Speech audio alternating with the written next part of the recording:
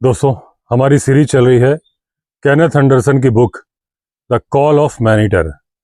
और इसमें पिछले पार्ट में आपने देखा था कि केनेथ एंडरसन ने और अनंता स्वामी ने एक डमी बनाई थी पुराने कपड़ों से और कुछ कुकिंग वाले बर्तनों को इस्तेमाल करके, और पास में चारपाई लगाकर एक हाइड आउट बनाया था।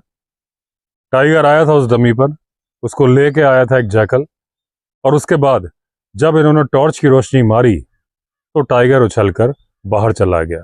उसका एक कारण था कि अनंता स्वामी का कुत्ता उस पर भौंक रहा था और टाइगर से डर नहीं रहा था। टाइगर का ध्यान डाइवर्ट हो गया, एक तरफ से कुत्ते की आवाज़ और दूसरे तरफ से टॉर्च की रोशनी। तो जब टाइगर चला गया तो केनेथ एंडरसन ने सोचा कि अब ये डमी वाला तरीका तो दोबारा इस्तेमाल किया जा नहीं सकता, और ये पहले सोच रहे थे कि ये नाइट उनके लिए बहुत अनलकी थी, लेकिन बाद में इन्होंने जब विचार किया तो उन्होंने पाया कि नाइट इनके लिए बहुत ज़्यादा लकी थी। कारण, अगर टाइगर पीछे से अटैक कर देता या जिस वक्त सीआर बोल रहा था उस वक्त अगर टाइगर सामने आ जाता, या जिस वक्त टॉर्च की रोशनी पड़ी थी अगर कुत्ता नहीं भौंक रहा होता और टाइगर भागने की बजाय जंप करने का डिसाइड कर लेता, तो इन लोगों की मौत निश्चित थी। तो अगले दिन सुबह अच्छी खासी धूप निकली हुई थी और इन लोगों को पिछली रात वाली जो डर था या जो असफलता थी या थोड़ी बहुत जो शर्म थी एक दूसरे से, क्योंकि दोनों ही डर गए थे, तो उनको भूलने में मदद मिल रही थी। अब अनंता स्वामी बहुत ही ज़्यादा शर्मा रहे थे क्योंकि पिछली रात उन्होंने ही डर के सारा मामला खराब किया था। लेकिन वो बोले केनेथ एंडरसन से कि दोराई, मैं मैन ईटर टाइगर से नहीं डर रहा था, मैं डर रहा था उस प्रेतात्मा से जो कि जैकल के रूप में उसके साथ चल रही थी, और दोनों की एक दूसरे के साथ चल रही थी पार्टनरशिप। एंडरसन ने कहा कि मैं भी तुम्हारे बराबर ही डरा हुआ था, लेकिन मैं उस टाइगर से डर रहा था, उस बुरी आत्मा से नहीं डर रहा था, और साथ में डर रहा था उस जैकल से। दोनों किस तरह से कोऑर्डिनेट करके काम कर रहे हैं। अब जब दोनों ने एक दूसरे की कायरता को स्वीकार कर लिया था तो दोनों लग पड़े अगले प्लान के ऊपर। अब जब ये नया प्लान बना रहे थे तो उसमें डमी का ऑप्शन तो क्लोज था। उसका कारण था कि जो टाइगर एक बार आदमी समझकर एक डमी पर कूदा और उसको मिले पुराने कपड़े, वो टाइगर 24 घंटे के अंदर दोबारा ऐसी बेवकूफ़ी करेगा नहीं। अब एंडरसन ने उस टाइगर के पगमार्क को स्टडी करने की कोशिश की। 2-3 ही पगमार्क थे जो कि क्लियर थे, बाकी सारे, क्योंकि टाइगर उस कीचड़ में स्लिप कर गया था जब वो उस डमी पर कूदा था, तो क्लियर नहीं थे। जब क्लियर पगमार्क, वो वाले पगमार्क जहां पर इन्होंने टॉर्च की रोशनी मारी थी और टाइगर जंप करके भाग गया था, वो क्लियर थे। जब इन्होंने अंदाजा लिया तो वो जो टाइगर के पगमार्क ये पहले फॉलो करके आ रहे थे, गुंजूर की तरफ आते हुए सेम पगमार्क थे, यानी ये वही टाइगर था जो गुंजूर की तरफ आता हुआ दिखाई दिया था। अब इसके आगे जब वो भाग के गया तो बहुत सारी घास थी, कोई निशान नहीं मिले, और उसके आगे जो जमीन थी काफी कठोर थी, तो पग मार्क मिल नहीं रहे थे। अब एक बात एंडरसन के सामने क्लियर थी कि टाइगर बहुत ज्यादा भूखा है, इसीलिए वो डमी पर सीधे सीधे कूद गया था। अब इस असफलता ने उसकी भूख और ज्यादा बढ़ा दी है।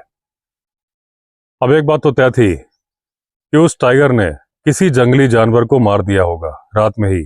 अगर नहीं मार पाया होगा तो अर्ली आवर्स में मारेगा या अगले दिन मारेगा, क्योंकि एक बात तो क्लियर है कि टाइगर दिन में शिकार नहीं करता जंगली जानवर का।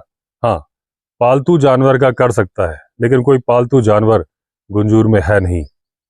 तो अब जो रात आने वाली है इसमें टाइगर शिकार जरूर करेगा, और इस वक्त वो घने जंगल में होगा, क्योंकि जो असफलता उसके हाथ लगी है उससे टाइगर भी डर गया होगा, जैसे डर गए थे एंडरसन और अनंता स्वामी।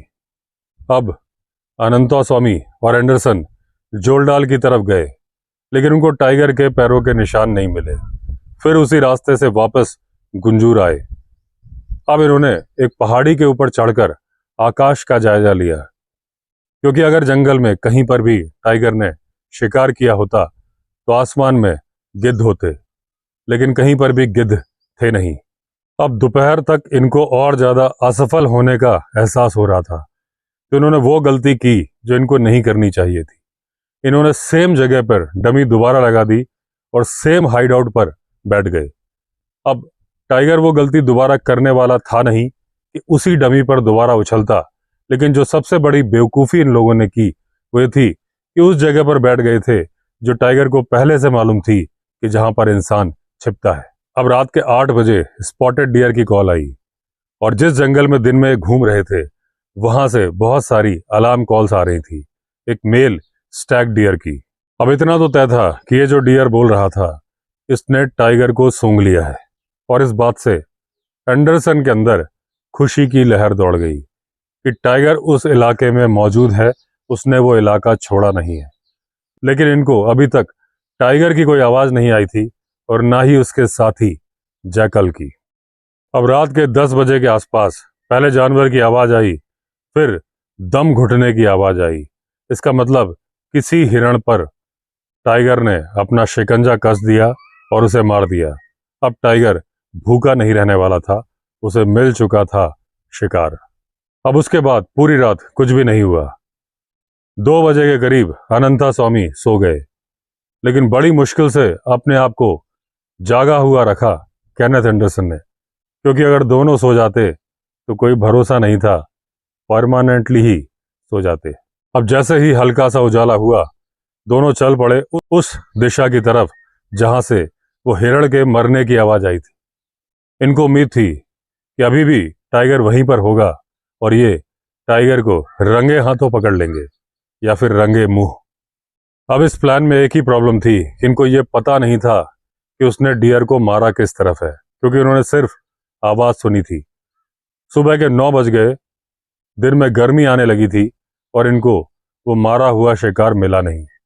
अब एंडरसन बहुत ज्यादा थके हुए थे, क्योंकि ये पूरी रात जगे थे और उसकी पिछली रात भी आधी रात ही सोए थे। तो उन्होंने डिसाइड किया कि वापस चलते हैं टूरिस्ट बंगलो की तरफ। अब अनंता स्वामी ने रागी की बॉल को बनाना शुरू कर दिया था और एंडरसन, जो उसको बिल्कुल पसंद नहीं करते थे, ऐसे देख रहे थे जैसे वो तोप का गोला हो। अब ये सोने चले गए और जब 1 बजे उठे तो देखा इनके पास प्लेट में एक वो रागी की बॉल रखी है और एक चाय का प्याला, चाय जो कि ठंडी हो चुकी थी। अब इन्होंने जैसे तैसे वो रागी की बॉल निगली, या तो उसके साथ चीनी खाते थे या नमक, और इन्होंने ठंडी चाय निगली।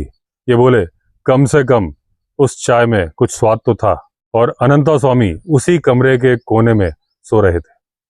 अब एंडरसन बरामदा में निकले और इन्होंने देखा आकाश की तरफ, कहीं भी गिद्ध नजर नहीं आया। तो इन्होंने सोचा आज की रात भी ऐसे ही तुक्के पर काम चलाना पड़ेगा। अब एंडरसन को लग रहा था कि यह भी संभावना है कि टाइगर ने जो डियर मारा हो बहुत छोटा हो, उसको एक बार में ही खा गया हो, इसीलिए गिद्ध नजर नहीं आ रहे हैं। लेकिन अगर ऐसा भी है तो टाइगर लालच में कम से कम 24 घंटे इसी इलाके में बना रहेगा। अब एंडरसन ने सोचा इतना टाइम तो है नहीं कि 10 मील जोलडाल जाऊं, वहां से लाइव बेड खरीदूं, वापस लाऊं और फिक्स करूं। तो इन्होंने सोचा उसी जगह बैठेंगे, बस इस बार वो गलती नहीं करेंगे और जहां पर डमी थी उसकी जगह चेंज कर देंगे।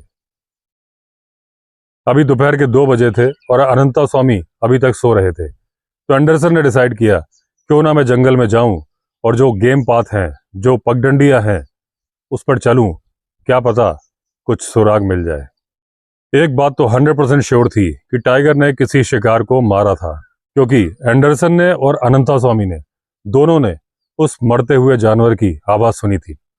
दोस्तों, जब जानवर का गला चोक होता है या उसकी हड्डी, गले की हड्डी तोड़ता है, तो अगर जानवर चिल्ला रहा होता है, उसी दौरान जब उसके गले की हड्डी टूटती है, गर्दन की हड्डी, तो जो आवाज आती है, चोकिंग साउंड, वो पहचान में आ जाती है।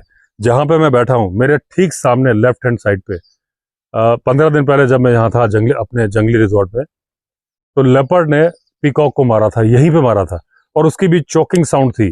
वो मैंने भी सुनी थी और बगल में जो जोशी जी के यहाँ बुआ जी हैं उन्होंने भी सुनी थी। तो वो साउंड क्लियरली मालूम चल जाता है, जो उसकी आवाज एकदम से बंद होती है, एक चिल्लाता हुआ जानवर, उसकी आवाज जो सडनली बंद होती है, वो समझ में आ जाता है। तो इनको समझ में आ चुका था। तो एंडरसन ने सोचा कि अगर मैं वॉक करते करते उस जगह को खोज लूं और वहीं पे बैठूंगा तो टाइगर के आने के चांसेस हैं। अब इस आइडिया को ध्यान में रख के इन्होंने दक्षिण दिशा की तरफ चलना शुरू कर दिया। ये वो दिशा थी जहां से उस मरते हुए जानवर की आवाज आई थी। अब इनका जो फोकस था दो तरफ डिवाइडेड था। एक तो जमीन पर ये पगमार्क ढूंढ रहे थे और दूसरा आसमान में गिद्ध। हालांकि ये करते वक्त ये जिस बात का ख्याल रख रहे थे वो बात थी किसी भी झाड़ी के नजदीक नहीं जाना है, क्योंकि वो झाड़ी मौत की झाड़ी हो सकती थी। यानी टाइगर उस झाड़ी के अंदर छुपकर इनका इंतजार कर रहा हो सकता था। एंडरसन बोलते हैं ये वो गेम था जिसमें कोई भी जीत सकता था। शिकारी खुद शिकार बन सकता था। अब वो शिकारी टाइगर भी हो सकता था, वो शिकारी एंडरसन भी हो सकते थे, क्योंकि वो मैन ईटर था जरूरत से ज्यादा चालाक। उसे मालूम चल चुका होता कि कोई आदमी है जो उसके पीछे है। और ये वो खेल था जिसमें एंडरसन और टाइगर जरा सी भी गलती करने की गुंजाइश नहीं कर सकते थे, नहीं तो खेल खत्म हो जाता, इस कहानी का भी और किसी की जिंदगी का भी। अब ये जो सावधानी से चल रहे थे इससे इनकी स्पीड बहुत स्लो हो गई थी। अब एक नाले के पास ये पहुंचे। वो नाला जो उस हिलॉक जहां पे चढ़ के देख रहे थे उसके नीचे जाता था। बहुत ध्यान से देखने पर इन्हें टाइगर के पगमार्क मिले, लेकिन ये पगमार्क एक दिन पुराने नहीं थे, कम से कम 10 दिन पुराने थे। तो उन्होंने अपनी खोज और आगे जारी रखी। अब जिस जगह पर ये सर्च करते करते पहुंचे वहां बहुत दूर दूर झाड़ियां थी, कुछ लेंटाना थी, कुछ दूसरी झाड़ियां। तो इनको इस बात की तो खुशी थी कि टाइगर इनके ऊपर अचानक से जंप नहीं मार सकता, लेकिन इस बात का दुख भी था कि टाइगर यहाँ पर रुकेगा ही क्यों। अब इन्होंने अपनी घड़ी देखी, 3:20 हो गए थे। तो इन्होंने सोचा वापस जल्दी से फॉरेस्ट रेस्ट हाउस लौटना होगा, क्योंकि डमी फिक्स करनी होगी और रात को दोबारा बैठना होगा। तो दोस्तों इस पार्ट को यहीं एंड करते हैं, फिर मिलेंगे अगले पार्ट में। अगर आपने चैनल सब्सक्राइब नहीं किया है तो चैनल सब्सक्राइब कर लीजिए। चलिए फिर मिलते हैं अगले वीडियो में, तब तक के लिए all the best. Vande Mataram.